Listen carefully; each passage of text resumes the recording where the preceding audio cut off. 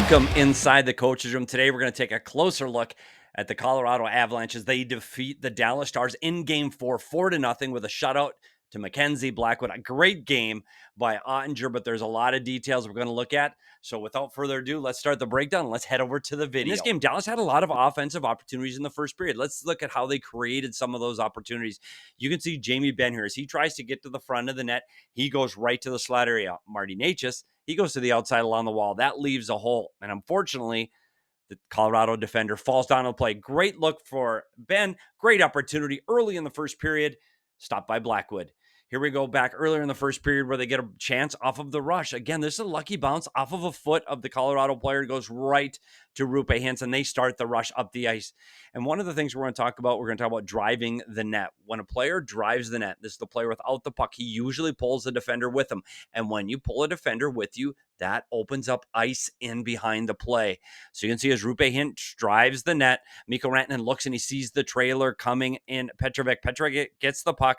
And right now, he pulled the Colorado defender to him, and this Colorado defender gets beat to the front of the net by Rupe Hintz. By the way, if there's a rebound here, Rupe Hintz puts this in, that's not a very good look for the Colorado defender. But Rantanen takes the shot. Mackenzie Blackwood gets over. What a fantastic save by Blackwood, one of many in this game.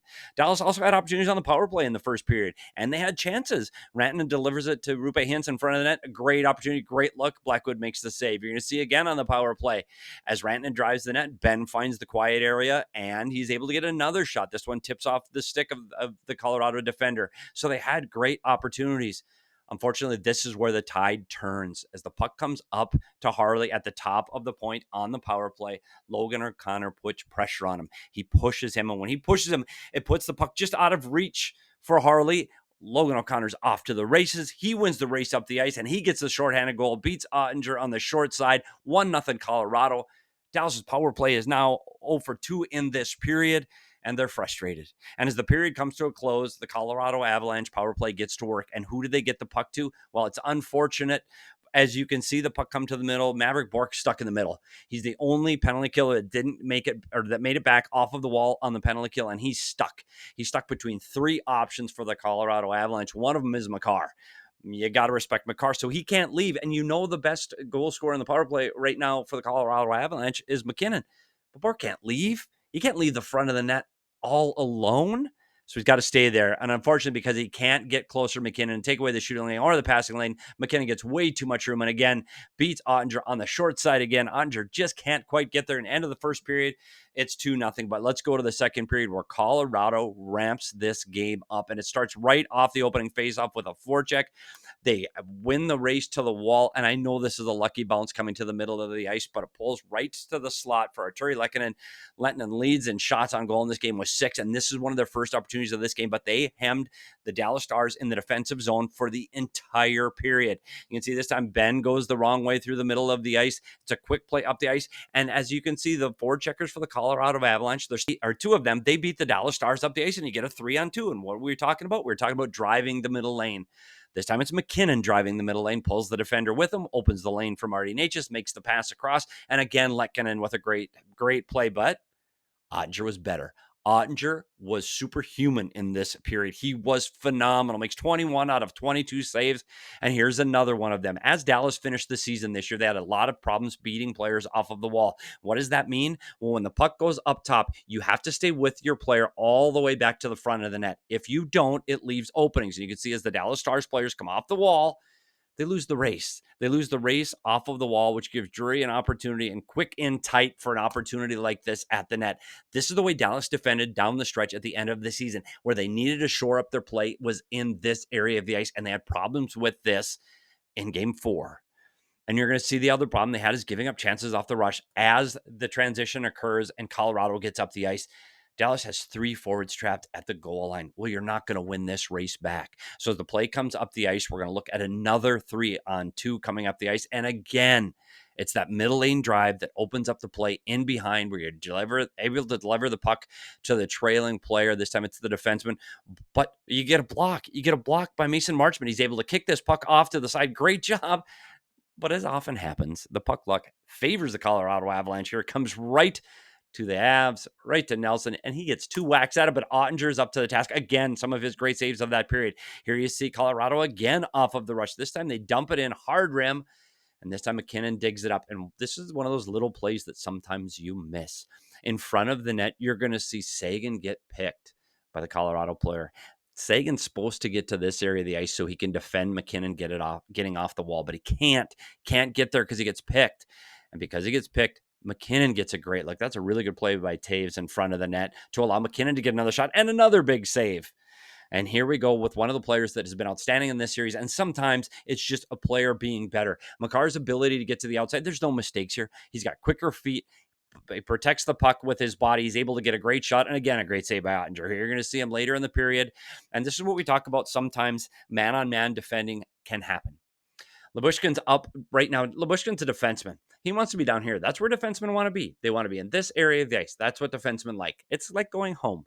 But he's up stuck defending Makar up at the point. Because of their rotations through the man-on-man coverage, he's here. So as the puck comes down, Lyubushkin continues to go back to the front of the net.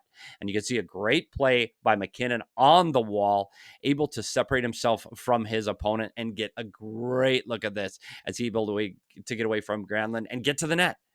But Lyubushkin right now in front of the net, Lyubushkin's got to be here. He's got to be covering the point. He's got to be in the middle of the slot. He's got to be able to at least block this pass, or he's got to be able to recover and get Makar driving the net. But because he's a defenseman, he wants to be in front of the net, and he wants to defend, he ends up getting right next to Rupe Hintz. And now 2 guys are doing the same job, and they're both trying to cover McKinnon. McKinnon makes this pass to Makar.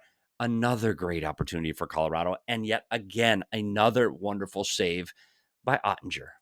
And it wasn't just the second period Makar was hot. Makar was hot for this entire game. In fact, for the entire series. He is still looking for his first goal. Plays like this, or his ability to change direction so quickly and attack the net from here. You have to keep your eye on number 8. Anytime he is on the ice, he continues to make great plays. One of these times he's going to break through and put one into the net. But this is where the game changes. This is where the momentum changes. This is where everything happens for the Colorado Avalanche. As Nelson comes up to play, one thing in behind the play you have to watch. As the player jumps onto the ice, as Ben jumps onto the ice for the Dallas Stars, he's the second player on the ice on this line change. They've already got a player covering the front of the net, Donat Nelson. That's his job right now. Dallas needs somebody to get to the middle of the ice. They need somebody to help defend the neutral zone and be in the middle of the ice so they can stay on Landeskog. But Ben doesn't do that. He duplicates, and they both go after Nelson. Well, might as well get the third line change in and the third forward. Well, the third forward, somebody's got to get over to the middle of the ice to protect the middle lane. But as they see Nelson attacking him, and he beat the first 2 players, all 3 Dallas Stars forwards are pinned to the wall. They're within 3 feet of the wall, which leaves an unbelievable amount of open ice for Landeskog. And as Nelson now is going full speed, he is just going to leave Dadonov flat-footed, and he's by him. Blew by him. He's gone. And so now this leaves all of these guys chasing and being on the outside of the play. Nobody's covering the middle of the ice. Landeskog's able to put this shot on net and beat Oettinger for his first goal since the 2022 playoffs. And I will tell you this team looked together. This team is bonded. This team is having fun. This was a big goal emotionally for this Colorado Avalanche team. And it's going to be interesting to see what that boost and how far that boost can take them. Because after that goal, something big happened on the other side of the ice. There's a goalie change. DeSmith comes in after Oettinger made 21 saves on 22 shots, held his team in this game, was absolutely elite in this game. But look at the look on his face now. And I know DeBoer came out and said that he did this because he wanted to give him a rest for Game 5. What does that say to your players? Okay, we're done with this period. We're gonna start thinking about Game 5. What are your chances of coming back in that game? Edmonton did it. Edmonton put up 3 in the third period earlier in their series against the LA Kings. So why can't Dallas do it? I'm not saying they were going to. Colorado's all over them. Oh, Colorado all over them. And if you truly, here's the other side of this coin. If Oettinger's hurt at all, if his legs are tired, if he's cramping up, if he's sore, if there's any ailments at all, no matter how minor they are, get him out of the net. 100% agree. And as a head coach, your responsibility is not to say anything to your opponent that your goaltender's hurt. You're not going to say, oh, yeah, he's got a sore groin. No, you don't want to put that in the Avs' heads going into Game 5 or your own team's head going into Game 5. So if he's hurt at all, if there's any aching in his body, I'll get him out of the net. 100% agree. If you're trying to send a message to your team. I'm not convinced this is the message. I'm not convinced because I think this just tells me this game's over. We're going to game 5. I'm not sure how you're going to battle back into this game with that kind of a message. Having said that, if he's hurt, get him out. If he's not, it's 3 goals. Get a first goal in the first 5 minutes. Who knows? But this is how this game ends. And I wanted to show this play because another play by the heart and soul right now of this Colorado Avalanche team, and that's Gabriel Landeskog and what he does in front of the net halfway through this third period and his ability to fight through a much, much bigger player in Bichel, screen the goalie, and get Girard the goal to make this 4-0. And you're going to see this from behind. And you're going to see Landeskog fighting. This is a guy with a serious knee injury with surgery that kept him out of the league for 3 years. And this is how he's battling in front of the net. If there's any question of how he is doing and how his knee is doing, I think those questions were answered on this play. It's a great play by Landeskog and his ability to get in front of the net and fight and battle for this puck as Colorado goes on to win this 4-0. As they approach Game 5, what does Dallas need to do? They need a good start in Game 5. They need to put this game behind them. They need to get the home crowd into it. They need to dump and chase and crash the blue paint around Blackwood. They need to make the night difficult on Blackwood. They need shots from the point with traffic. They need to use your speed through the neutral, and they've got to find a way to get through the blue lines without losing the puck like they did in Game 4. They have to manage the puck better, and they got to get to the net hard. And it would be great for the Dallas Stars if they can get their power play back on the board, unlike in Game 4. If they can get back on the board in Game 5, that will give them a boost. But what they can't do is they can't let the Colorado Avalanche put them on their heels early in this game like they did in the second period. Colorado's going to come out storming too, and Colorado's got a mind to use their speed and their skill to play in the offensive zone. Dallas can't allow that to happen. Dallas has got to be better on the forecheck to have more offensive zone time so that they are defending less and giving up fewer opportunities against their goaltender. Hopefully for the Dallas Stars, Oettinger is healthy and ready to go again for Game 5. This is a big game for both teams, and that first 10 minutes is really going to tell a tale. Can Dallas get through the first 10 minutes and push back on Colorado? Is Colorado going to keep this ball rolling? Either way, make sure you subscribe to Inside the Coach's Room so you don't miss any of these videos. And I'll be following other series as the playoffs continue in the Stanley Cup Playoffs in 2025. Thanks so much for coming inside the Coach's Room and listening to a little bit of hockey from me. I'm Petey, and we'll see you at the rink.